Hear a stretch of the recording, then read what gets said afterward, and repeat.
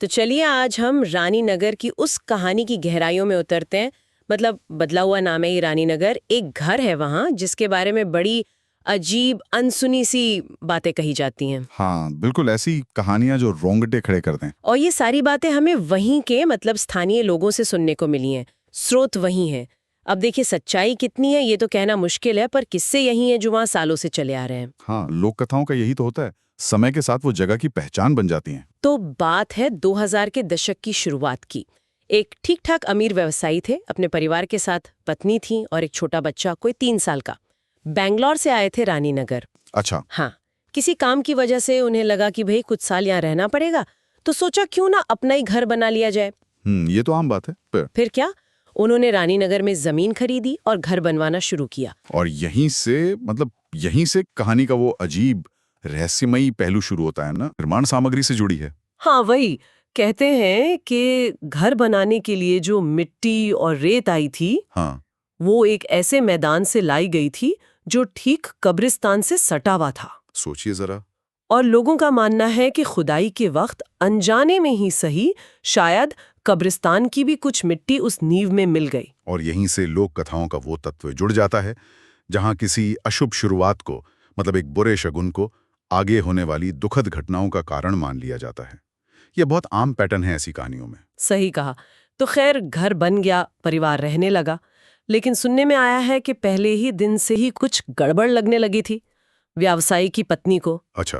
क्या हुआ? उन्हें कुछ असामान्य सा महसूस होता था, जैसे छत से कुछ अजीब सी आवाजें आना, कभी कोई परछाई सी दिख जाना। उन्होंने अपने पति को बताया, पड़ोसियों को भी बताया। और सबने शायद यही कहा होगा कि वहम है, नई जगह है, थकान है, ये सब। बिल्कुल लोगों ने टाल दिया। लेकिन फिर कुछ दिनों बाद वो व्यवसायी अपने काम से कुछ दिनों के लिए बैंगलोर गए।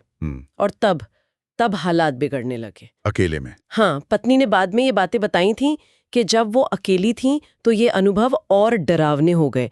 जैसे सुबह उठती तो बिस्तर अपनी जगह से हिला हुआ मिलता था। अरे बाप रे। और सबसे डरावनी बात, उन्हें बंद कमरों से आवाजें आती थीं, जैसे 4-5 लोग बात कर रहे हो, फुसफुसा रहे हों, और बातें भी कैसी कि उन्हें और बच्चे को मार देंगे, ऐसी बातें।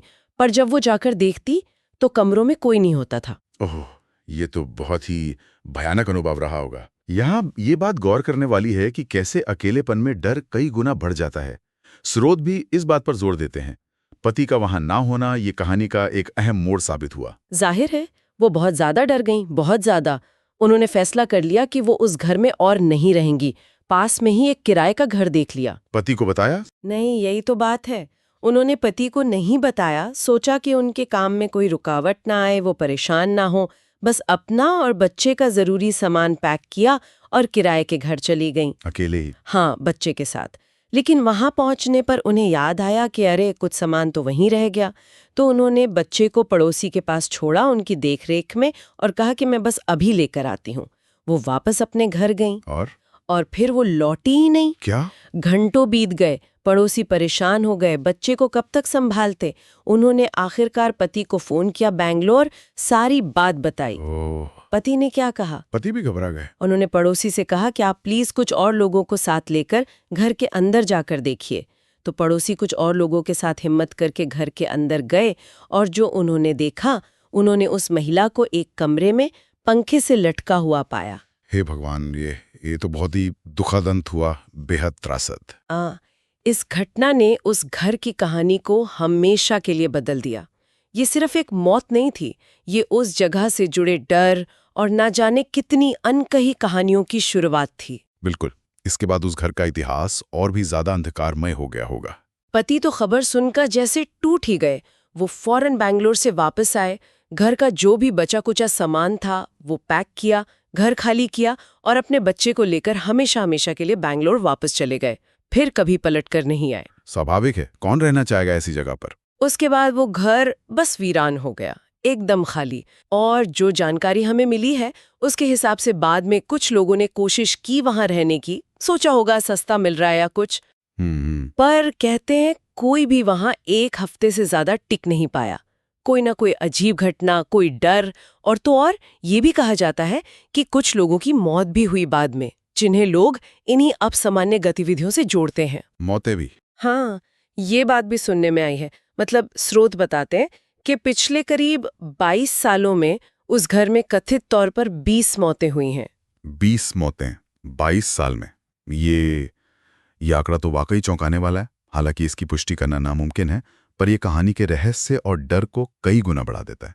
ये दिखाता है कि स्थानीय लोगों के जहन में उस घर को लेकर कितना गहरा, कितना भयानक डर बैठ चुका है। ये संख्याएं फिर लोक कथाओं का एक स्थायी हिस्सा बन जाती हैं। बिल्कुल। और आज भी वो घर वैसा ही वीरान पड़ा है। कहते हैं कुछ साल पहले एक परिवार ने हिम्मत की थी, थोड़ी रंगाई पुताई करवाई, सोचा शायद अब ठीक हो, पर वो भी ज्यादा दिन नहीं रुक पाए, जल्दी छोड़कर चले गए। अच्छा। और एक और अजीब बात, उस घर का जो मुख्य दरवाजा है ना, उसके ठीक बीच में दरवाजे के रास्ते में ही एक नारियल का पेड़ उगाया है। दरवाजे के बीच में? हाँ, जैसे जैसे प्रकृति खुद ही रोक रही हो किसी को अंदर जाने से। ये भी अब कहानी का हिस्सा बन गया है, जो उस जगह की मनहूसियत को और पक्का करता है। ये प्रतीक बन जाते हैं ऐसी जगहों से जुड़े हुए। और वहाँ के लोग, वो आज भी इन सब बातों पर पूरा यकीन करते हैं, खासकर अमावस्या की रात को। कहते हैं रात 8 बजे के बाद उस तरफ कोई भूलकर भी नहीं जाता। डर बैठ गया है। बहुत ज्यादा। कुछ लोगों ने तो ये भी दावा किया है कि रात में उन्हें एक औरत के रोने की आवाज सुनाई देती है। वो चीख रही होती है, मेरा बच्चा कहाँ है, मेरा बच्चा कहाँ है। उसी पहली महिला से जोड़ते होंगे इस आवाज को। हाँ, शायद।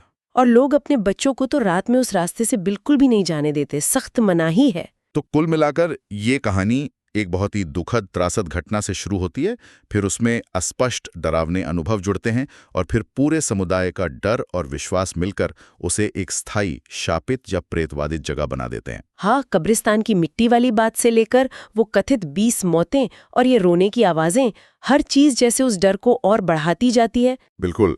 ये देखना बड़ा दिलचस्प है कि कैसे एक असल त्रासदी और कुछ ऐसे अनुभव जिनका कोई स्पष्टीकरण नहीं मिलता, वो मिलकर एक जगह की पूरी पहचान ही बदल देते हैं, उसे हमेशा के लिए उस घटना से जोड़ देते हैं। ये सोचने वाली बात तो है ही। हाँ, और यहाँ एक गहरा सवाल भी उठता है। जैसे आपने बताया, स्रोत कहते हैं 20 कथित मौतें। ये आंकड़ा लोक कथा में इतना स्थायी क्यों हो गया है? मतलब अलौकिक दावों को अगर एक तरफ रखे भी, तो ये हमें क्या बताता है कि एक समुदाय, एक समाज किसी त्रासदी, किसी डर, किसी अनजाने वहम को कैसे समझता है, कैसे उसे एक खास जगह से जोड़कर याद रखता है, और उस याद को, उस डर को कैसे पीढ़ी दर पीढ़ी जिंदा रखता है। ये सोचने लायक